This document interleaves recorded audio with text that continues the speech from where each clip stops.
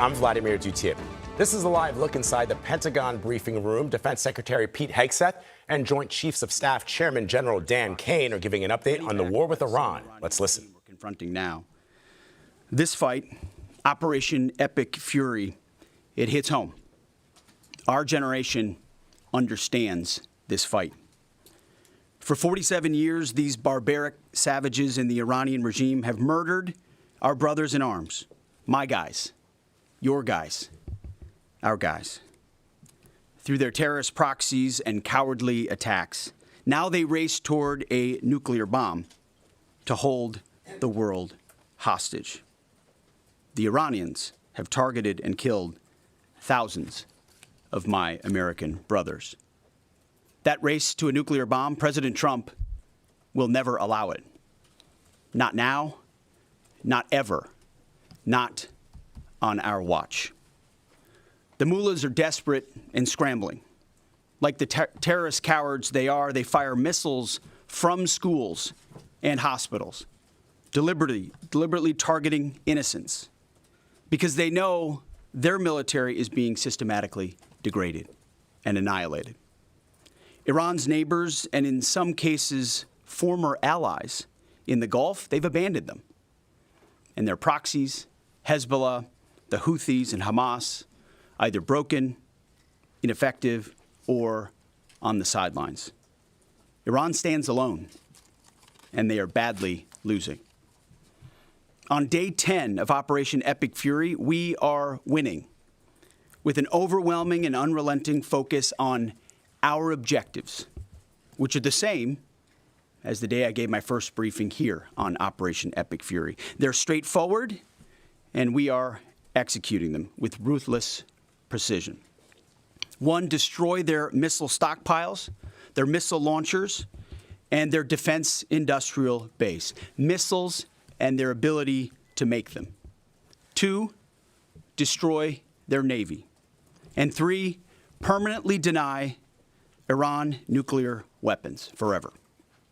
It's a laser-focused, maximum authority mission delivered with overwhelming and unrelenting precision.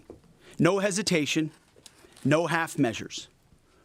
As President Trump declared yesterday, we're crushing the enemy in an overwhelming display of technical skill and military force. We will not relent until the enemy is totally and decisively defeated. But we do so on our timeline and at our choosing. For example, today will be yet again our most intense day of strikes inside Iran. The most fighters, the most bombers, the most strikes, intelligence more refined and better than ever. So that's on one hand. On the other hand, the last 24 hours have seen Iran fire the lowest number of missiles they've been capable of firing yet. Just the bifurcation, just the trend lines that we talked about on our first briefing. You see, this is not 2003. This is not endless nation building under those types of quagmires we saw under Bush or Obama. It's not even close. Our generation of soldier will not let that happen again, and nor will this president, who very clearly ran against those kinds of never-ending, nebulously scoped missions. Those days are dead. Instead, we're winning decisively with brutal efficiency, total air dominance, and an unbreakable will to accomplish the president's objectives on our timeline. We stay locked on the target because here at the Department of War, that's our job. Now, the chairman and I, having just returned from Dover last night, our troops and their families and the enormous sacrifice that they make is certainly heavy on my mind. So I'll close with scripture, drawing strength from Psalm 144. Blessed be the Lord, my rock, who trains my hands for war and my fingers for battle. He is my loving God and my fortress, my stronghold and my deliverer, my shield, in whom I take refuge. May the Lord grant unyielding strength and refuge to our warriors, unbreakable protection to them and our homeland, and total victory over those who seek to harm them. And amen. God bless our troops and this mission. Mr. Chairman, over to you. Thank you, Mr. Secretary, and good morning, everyone, and thank you for being here. I'm here today to continue the updates to the American people and to those in the room on Operation Epic Fury. First, let me start with honoring our fallen. As the Secretary said, on Saturday and again last night at Dover Air Force Base in Delaware, our nation's leaders honored our returning fallen as they arrived home for their final time. Last week, I shared a few of the names, and today I want to share the rest. Major Jeffrey O'Brien and Chief Warrant Officer 3 Robert Marzan were the final two fallen to return home and members of the U.S. Army Reserve's 103rd Sustainment Command out of Des Moines, Iowa. Last night, as the news has been reporting, we honored the return of Staff Sergeant Benjamin Pennington of the U.S. Army's 1st Space Brigade from Fort Carson, Colorado. When I met Ben's family last night, his mom, his dad, and his sister, they showed me a drawing that Ben had made when he was in kindergarten. It was clear all the way back then that Ben wanted to do one thing in his life, and he wanted to serve his country and be a soldier. And to the Penningtons, just know how Ben was absolutely a great one. And finally, Major Sorfleet Davies, who returned home this weekend after sadly passing away from a medical condition while on duty in Kuwait. We welcome him home as well and mourn with his family. To the families and the families of all of our fallen, we share in your profound grief. The Joint Force remains eternally grateful for your sacrifice and the gift of a great example that your service members have given all of us. I want you to know that their names will never be forgotten, and you and your family are part of our Joint Force family forever.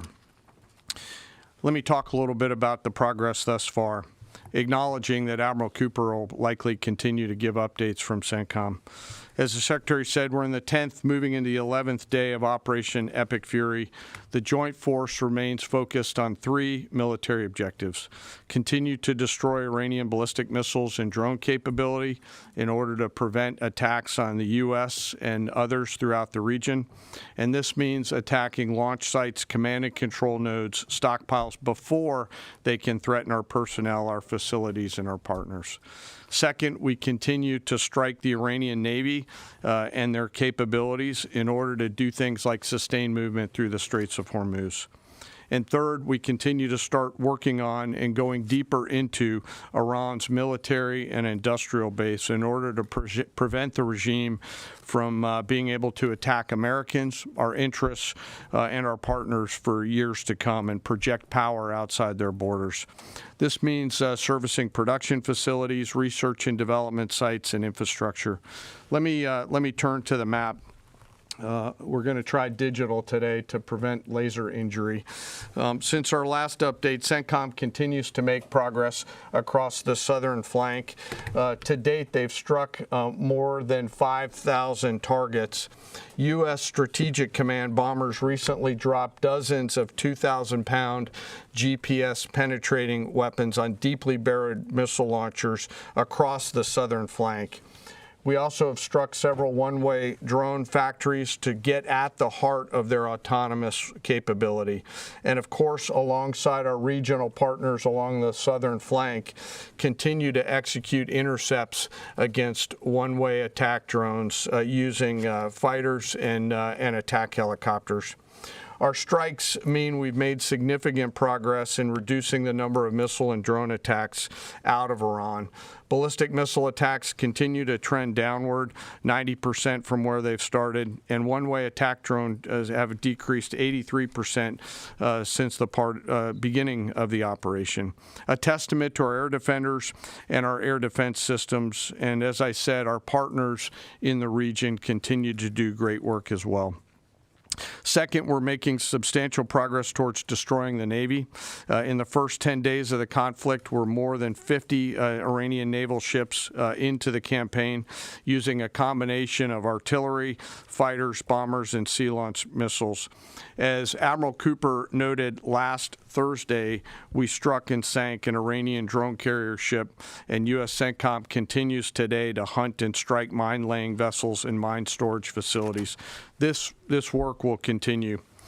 Third, against our objectives, we've begun to target Iran's military and industrial complex, again, focusing on centers of gravity to get upstream of the shooters out in the field in order to deny them the ability to continue to generate those one-way attack drones.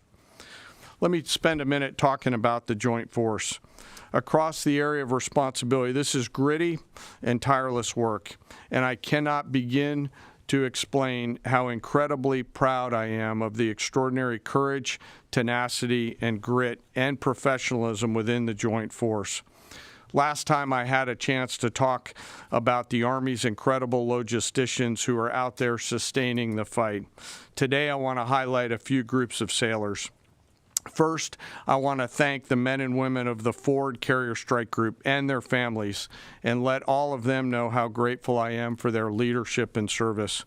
The crews on board this strike group have already been endured months at sea only to get their deployment extended.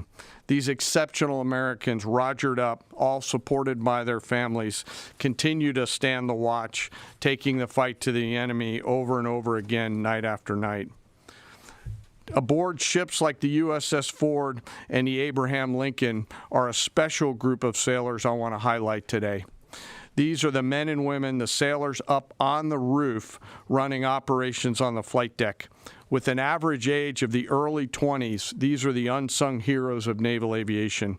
These young sailors, known for wearing yellow shirts, are in charge of the catapults, taxiing jets around on the flight deck, shooting jets off the front end, and recovering jets off the back end. They are literally involved with every single movement on the roof on an aircraft carrier. They are the last ones that a naval aviator sees before getting shot off the front end, and the first one that a naval aviator sees after safely trapping on the back end. And just for a minute, imagine you're standing on that aircraft carrier flight deck. There's 30 knots of wind in your face. The deck is slippery, covered in grease. It's noisy. There are propellers spinning. There's jet blast everywhere. The helicopters are running. Your head is on a swivel, and you're trying to direct a multi-million-dollar fighter into a 1-foot square box so that those naval aviators can be shot off into the black of night to go do America's work.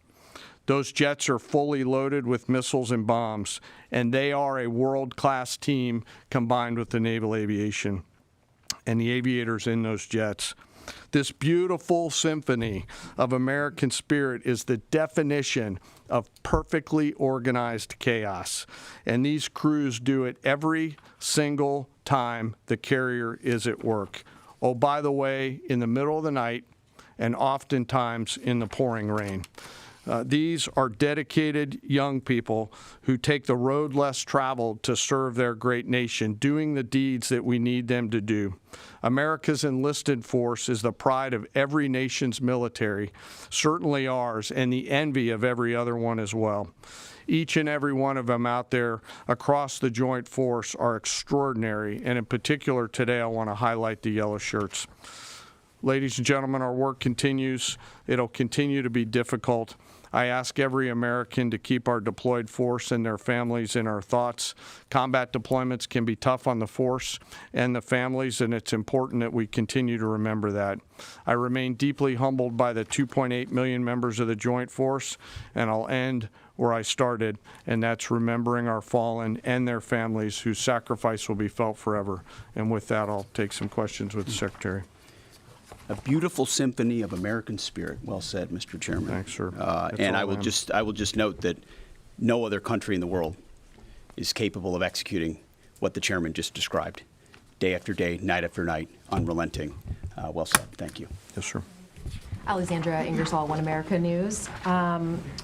You talked, Mr. Secretary, you talked at the conference in Florida on Thursday that there was a 90% missile capabilities degradation and 83% drone degradation, and I know the chairman just repeated those numbers.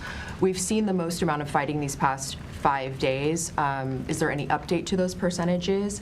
And also, are you able to give any quantification of degradation to the enemy's nuclear capabilities yet? What those numbers represent is a persistent low ability to respond, which is what we're looking for, right? It's if the enemy can simply wait and then project power, that's problematic. And we've seen some spurts here or there, but ultimately the trend lines, if you look at the charts that we look at every day, have gone like this down to a flat. It doesn't mean they won't be able to project. It doesn't mean our air defenders still don't have to defend. They do, but that is strong evidence of degradation, along with the battle damage assessment that the Joint Staff does, which takes time. You've got to look at imagery and recognize whether something's been simply degraded or it's been destroyed, or whether an underground facility has been collapsed or completely obliterated. So there's differences in how you evaluate that, but the numbers staying that low is a demonstration of the efficacy for sure. Yeah, Rhea. Thanks, Mr. Secretary. There's been reports that the new leader of Iran has been wounded. Do you know if this is true and what his condition is? And then another one, President Trump said he had a really good call with President Putin yesterday. Will Russia be aiding us in this conflict, and can you share anything on that?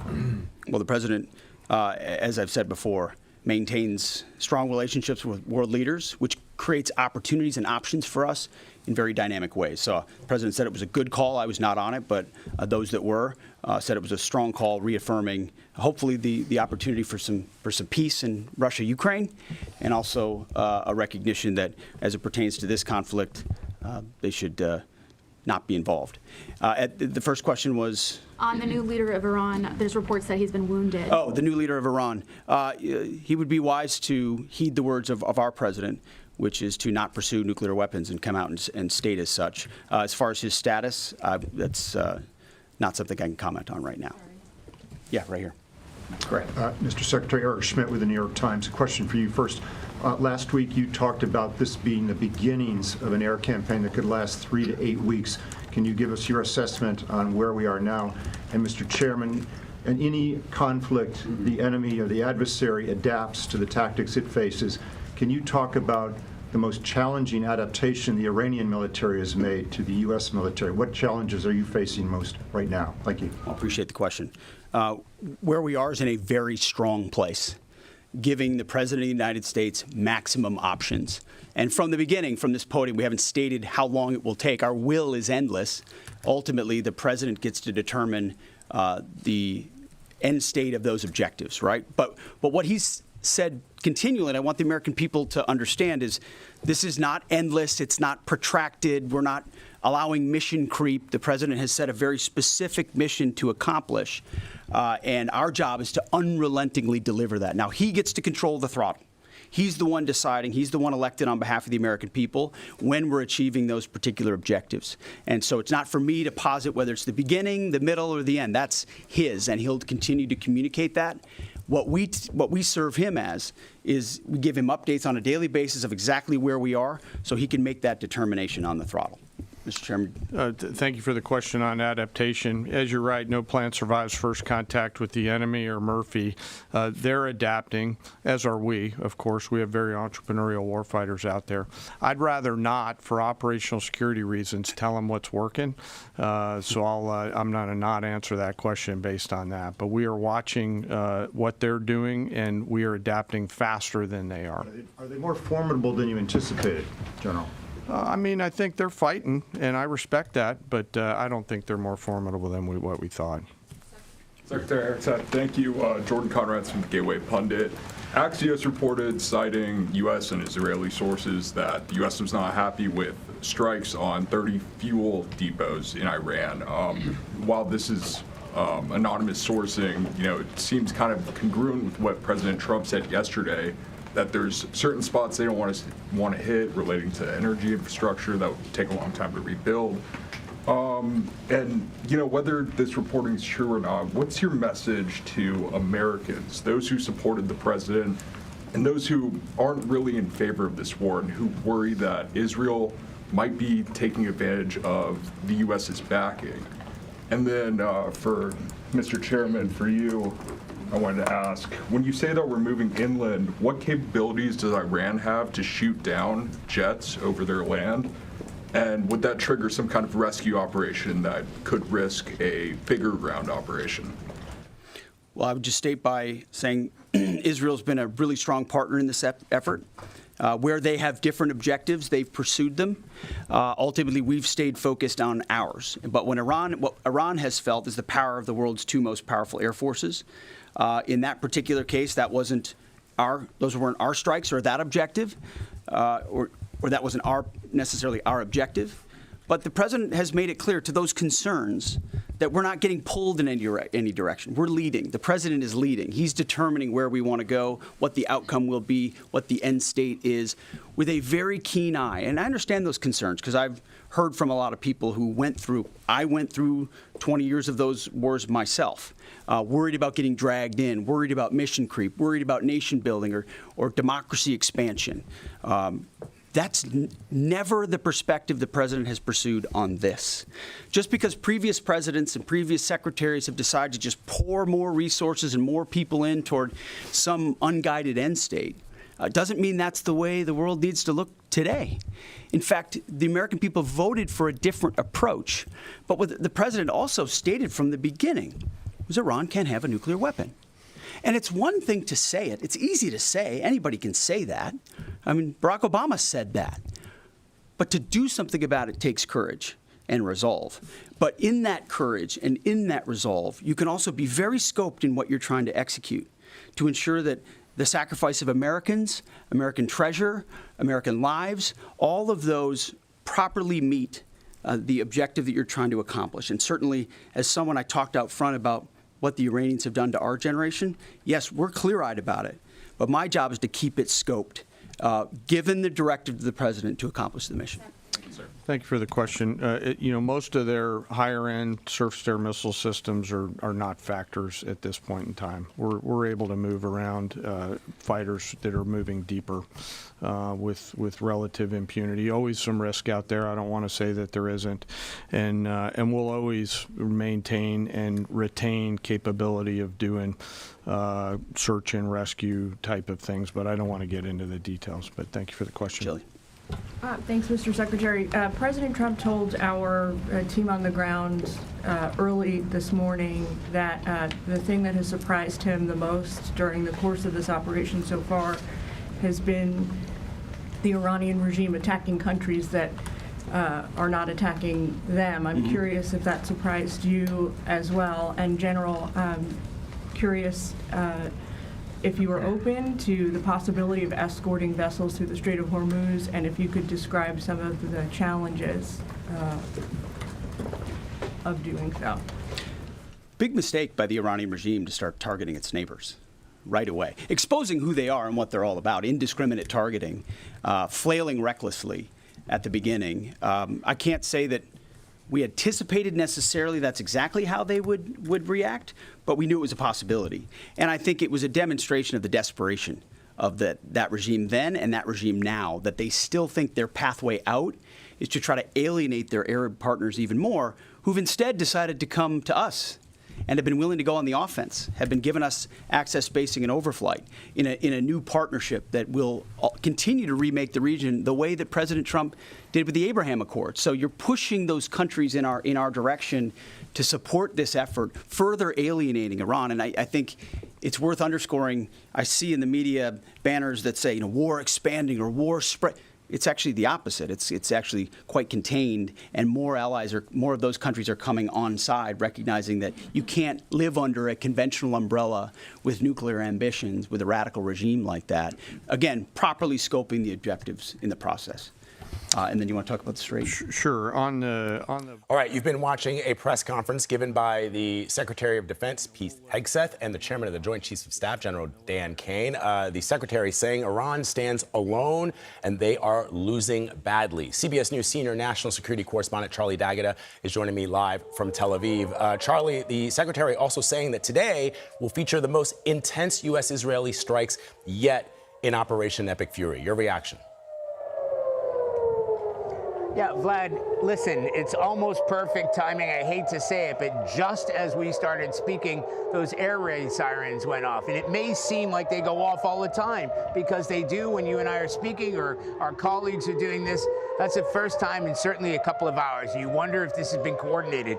But this isn't like a false alarm. When those air raid sirens go off, it means something is in the neighborhood. So as much as the Defense Secretary and Chairman of Joint Chiefs of Staff says that they've been able to eliminate 90% down is the statistic they use of outgoing missiles from Iran, and we may need to get off the roof here in a minute, that the United States has targeted 5,000 targets, 2,000-pound bombs, which have been used before in this fight.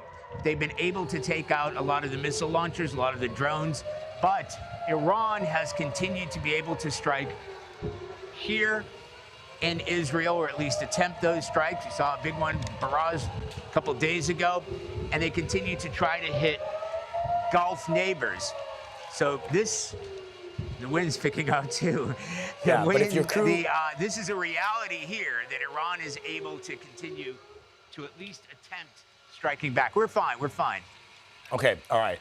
And so, yeah, the other thing that I thought was really interesting is General Dan Kane, Charlie, essentially saying that the mission continues, number one, destroy their capabilities as far as their missile and drone capabilities, to continue to destroy and strike at the Iranian Navy, and to continue to hit, thought this was also interesting, Iran's military and industrial base, so that they can't project any force outside of their own borders. In other words, that mission continues. They haven't gotten rid of everything that they set out to do. Right. This is a very extended, largely underground tunnel network that the United States is trying to eliminate. The ability for Iran to strike outside its borders, you talked about the ballistic missiles, which continues. They're down. We just returned from the north. It is still happening here. But in terms of Iran's nuclear capabilities, and again, the industrial base, that's a very good point that you make there. The industrial base of these missiles to not only take out the launch sites, but take down the industrial missile sites. I'm just looking at my cameraman. Are we okay for now? Okay. The industrial missile sites that are producing these weapons, because intelligence officials that we spoke to here say that they've been able to produce these weapons at a rate of about 100 a month, and that has continued. All right, Charlie Daggett reporting from Tel Aviv for us this morning. Charlie, thank you very much. Get to safety. We'll have much more on the war with Iran throughout the day on our streaming channel, CBS News 24/7, and tonight in the CBS Evening News with Tony DeCopel. Some of you will now return to CBS Mornings. I'm Vladimir Duthier in New York. This has been a CBS News Special Report.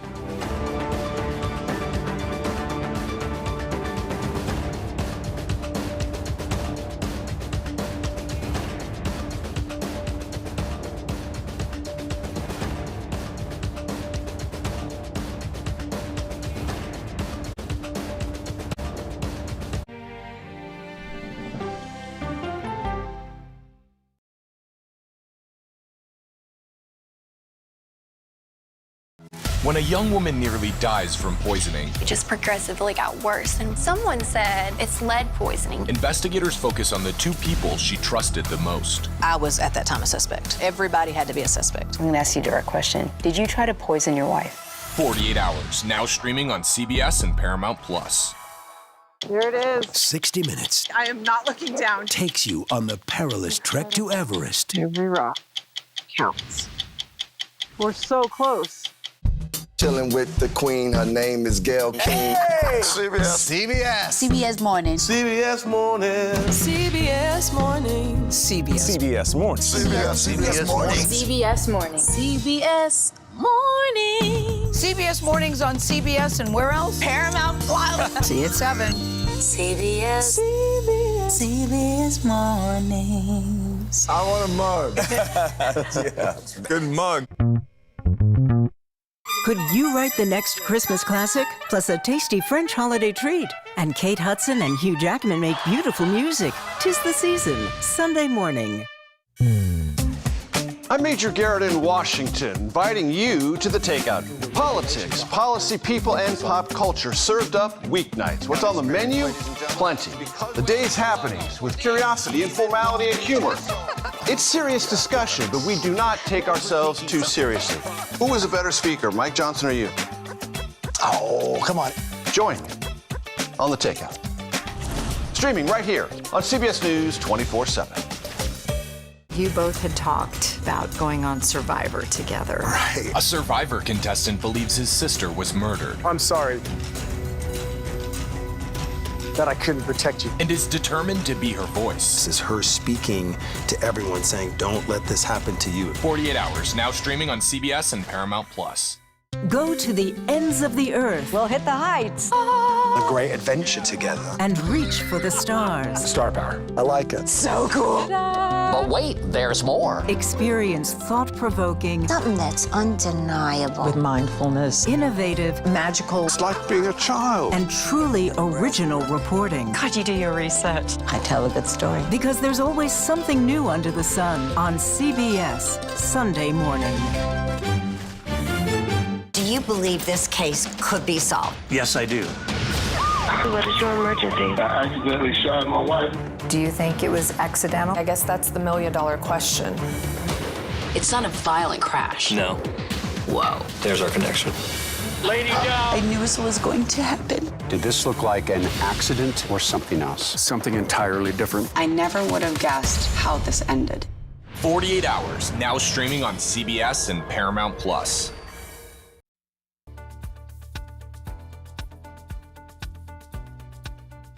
Water's opening up. Ice is opening. Everybody. Welcome back to CBS Morning. So this caught our eye at 7:30, a terrifying close call for a group of ice fishers in Canada. Ice in the middle of a lake where they were fishing became separated from the shore and started to break apart. Some fell into the frigid water. Thankfully, 2 police helicopters rescued the stranded anglers